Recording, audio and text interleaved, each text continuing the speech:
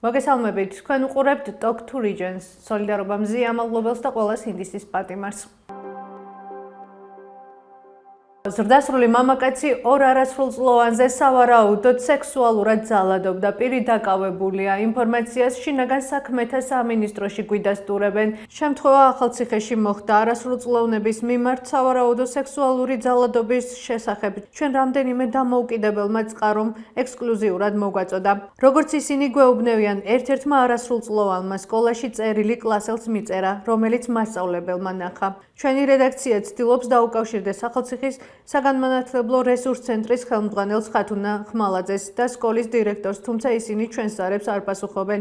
შინაგან საქმეთა სამინისტროში გვეუბნევიან, რომ დაკავებულს ბრალი საქართველოს სისხლის სამართლის კოდექსის 127 და 128 მუხლით წარედგინა, რაც გაუპატიურებასა და სექსუალური ხასიათის სხვაგვარ ქმედებას გულისხმობს. როგორ უნდა ვებრძოლოთ პედოფილიას? მკითხეთ ფსიქოლოგ ია როზის, ვნახოთ ვიდეო. პირველ ყოვლისა ბავშვს უნდა აუხსნათ, რომ არავის არ აქვს უფლება შეგვეხოს. პირველ ყოვლისა ისიც უნდა გააცნობიეროთ მშობლებმა, რომ ჩვენ თუ არა გვაქვს ახლო ურთიერთობა შვილთან, მაგალითად ბავშვს თუ არ შეუძლია არას თქმა, ხო? აი ბავშვს როდესაც არ შეუძლია არას თქმა, ძალიან ხშირად ესეთი კატეგორიის ბავშვები არიან და თინეიჯერები არიან პედოფილი მსხვერპლები. ანუ, ნახეთ, თქვენ ითხოვთ ბავშვისგან, რომ ყოველთვის დაგიჯეროთ, თქვენ ითხოვთ ბავშვისგან, რომ ყოველთვის კარგი გოგო იყოს და ან კარგი ბიჭი იყოს, იმიტომ რომ ბიჭებიც არიან ძალიან ხშირად პედოფილის მსხვერპლები. და მიჩვეულია ეს მისი ფსიქიკა, რომ არას ვერ ამბობს. ხო? წარმოიდგინეთ, მოდის ვიღაცა უცხო ადამიანი და ითხოვს რაღაცას. წარმოდით ჩემთან რაღაც უნდა გააჩვენო, პატარა ლეკვი მყავს. ან არავის არ უთხრა, იმიტომ რომ არ დაგიჯერებენ. ხო? მე შენი მეგობარია, არაფერს არ დაგიშავებ. და ამ დროს, რასაც კი არ ეუბნება უცხო ადამიანი, იაზრებს მისი გონება, რომ კი ეს ესია. როგორც მე ბებოჩირები თქვათ, გაუცნობიერებლად ჩემ მშობლებს, იმიტომ რომ ბავშვი უნდა შეგვეწინააღმდეგოს. ხანდახან უნდა გითხრას არა, ხანდახან უნდა მოიქცეს ცუდად, ხანდახან ანუ მიმღებლო უპირობოდ უნდა გიყვარდეს ჩვენი შვილი, ხო? და როდესაც ჩვენ ჩარჩოებში სვამთ, ზუსტად ამ ჩარჩოებიდან გამომდინარე, გრძნობს პედოფილი, ვინ არის მსხვერპლი. გრძნობს, აი, ცხვირით გრძნობ, გესმი? აი, დაინახავს და დაჟე როგორ დადის მსხვერპლი, იცის, რომ ამასთან მე შემიძლია მივიდე. ამასთან მე გამივა. ცელკ ბავშვთან, აი ახტანჯანა ბავშვები რო არიან, ხო იცი, მოწინააღმდეგე ხასიათი რო აქვს, ხო იცი, წამოვა, იყვირებს, გააპროტესტებს, ესეთ ბავშვებთან იშვიათად მინდიან პედოფილები. ანუ თქვენ უნდა გიხაროდეთ თუ გყავს ცელკი ბავშვი. თქვენ უნდა გიხაროდეთ თუ გეუბნებათ არა თქვენი შვილი, გესმით? და ესაა მთავარი, რომ ბავშვმა ისწავლოს არა, ბავშვმა იცოდეს, რომ არავის არ აქვს უფლება რომ შემეხოს. და უნდა ვისაუბროთ იმაზე, რომ არსებობენ ცუდი ადამიანები, რომლებიც რაღაცას დაგვიშავებენ. გაჩნია კიდევ ასაკს.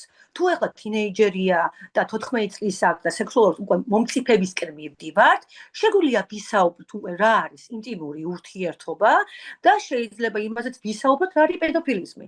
თუ ეხლა ჩვენ 6 წლის ბავშვზე გვაქვს საუბარი, აქ არაა აუცილებელი ვისაუბროთ სექსუალურ ურთიერთობებზე და სექსზე ზოგადად, მაგრამ უნდა უთხრათ, რომ არსებობენ ცუდი ადამიანები, რომლებმაც შეგვიძლია დაგიზიანონ, თქვა ფსიქიკა, მოგიტაცონ, წაგიყვანონ, დაგიშაონ, გესმით?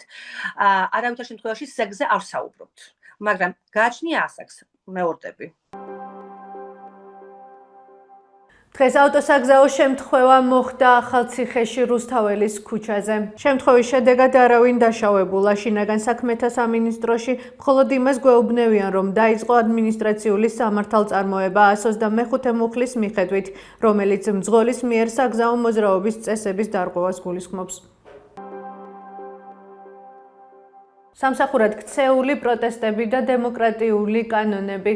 ასე აფასებს ახალციხის მუნიციპალიტეტის მერი ირაკლი ლაზარაშვილი ქვეყანაში მიმდინარე მოვლენებს. მოქალაქეები თბილისში გასული წლის 28 ნოემბრის შემდეგ უწყვეტ საპროტესტო აქციას მართავენ. მას შემდეგ, რაც ქართულმა ოცნებამ განაცხადა, რომ საქართველო ყველანაირ ურთიერთობას წყვეტს ევროკავშირთან 2028 წლამდე. უწყვეტი პროევროპული აქციები იმართება ახალციხეშიც. სწორედ ამ აქციის მონაწილეებს ეხებოდა ახალციხის მერის რეპლიკა.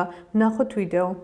სიტუაციას მე შევაფასებ ისე რომ მე ვფიქრობ თითოეულმა ჩვენთაგანმა უფრო მეტი ვაკეთოთ ჩვენი ქვეყნის განვითარებისთვის, გაძლიერებისთვის, უფრო მეტი ვიშრომოთ და ვაკეთოთ ჩვენი საქმე და არა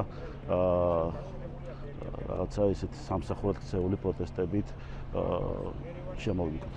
ჩვენი ქვეყნის კანონმდებლობა არის დემოკრატიული და ყოველწლიურად უფრო და უფრო მეტ დემოკრატიულ განვითარებას ღებულობს ჩვენი სახელმწიფო.